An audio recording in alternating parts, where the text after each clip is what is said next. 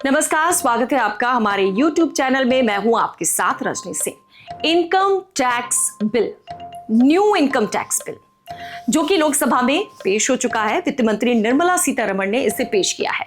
अब ये आने के बाद क्या कुछ बदलाव होगा, क्यों इसकी जरूरत महसूस हुई, इसके बारे में हम बात कर रहे हैं। सबसे पहले तो जो न्यू इनकम टैक्स एक्ट आएगा वो 1961 में होने वाला एक बहुत बड़ा बदलाव है।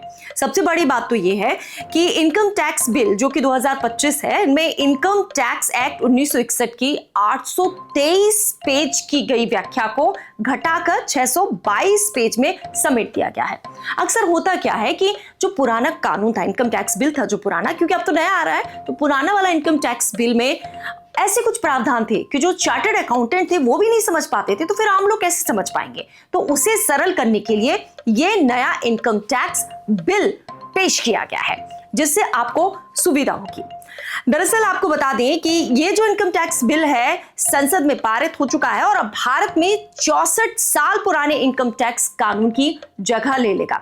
कई पुराने कानून है जिसे बदलने की सरकार कोशिश कर रही थी, तो उसी के तहत ये एक पहल है। इसमें सबसे पहले क्या खासियत होगी वो मैं आपको बता दूं। इनकम टैक्स बिल 2025 में सीबीडीटी को कई नई शक्तियां दी जाएंगी और इसके लिए अब संसद की मंजूरी की जरूरत नहीं होगी। वहीं अब बात करते हैं स्टैंडर्ड डिडक्शन जिसका तस होगा, यानी कि अगर आप न्यू टैक्स बिल के तहत आप एक सैलरीड है तो आपको पुराने टैक्स रिजीम के तहत 50,000 रुपए का स्टैंडर्ड डिडक्शन मिलता रहेगा। लेकिन अगर आप न्यू टैक्स रिजीम को चुनते हैं तो फिर क्या होगा, तो फिर ये डिडक्शन आपके लिए 75,000 रुपए तक मिलेगा।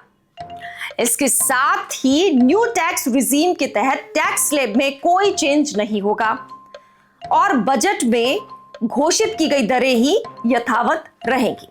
ठीक है, और उसके बाद अब बात करते हैं पेंशन की। बुजुर्ग लोग भी बहुत ज्यादा परेशान होते हैं कि इसके आने से क्या होगा क्या नहीं होगा, तो पेंशन, एनपीएस और इंश्योरेंस पर भी छूट मिलेगी। न्यू इनकम टैक्स बिल के तहत पेंशन, एनपीएस, कंट्रीब्यूशंस और इंश्योरेंस पर टैक्स डिडक्शन जारी रहेगा, यानी घबराने की जरूरत नहीं है। टैक्स डिडक्शन जो है वो लगातार जारी रहेगा, इसका फायदा आपको मिलता रहेगा। इसके अलावा बात करते हैं टैक्स चोरी पर पेनाल्टी की। टैक्स लोग चोरी करते हैं तो पहले जुर्माना नहीं लगता था, लेकिन अब जुर्माना भी लगेगा और अगर कोई जानबूझकर टैक्स चोरी करेगा तो उसको जेल भी जाना पड़ेगा। इसमें बहुत ज्यादा कड़े प्रावधान है। इसके अलावा कैपिटल गेन की दरें यथावत रहेंगी। दरअसल ड्राफ्ट में शेयर बाजार, जी हाँ, शेयर बाजार के जो लोग हैं उनके लिए ये खबर बहुत ज्यादा इंपॉर्टेंट है। ड्राफ्ट में शेयर बाजार के लिए शॉर्ट टर्म कैपिटल गेन की अवधि में कोई बदलाव नहीं किया गया, यानी आपको घबराने की जरूरत नहीं है।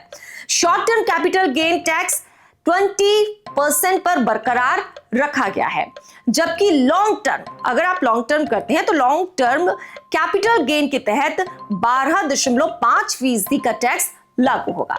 तो ये कुछ खास बातें हैं जो हम आपको बता रहे हैं और इसी के साथ उम्मीद ये करते हैं कि आपको पता चल गया होगा कि आखिर ये न्यू इनकम टैक्स बिल में क्या कुछ है खास। कैसा लगा आपको हमारा ये विश्लेषण, ये जानकारी? प्लीज कमेंट्स करके जरूर बताएं और ज्यादा से ज्यादा इसे शेयर करें।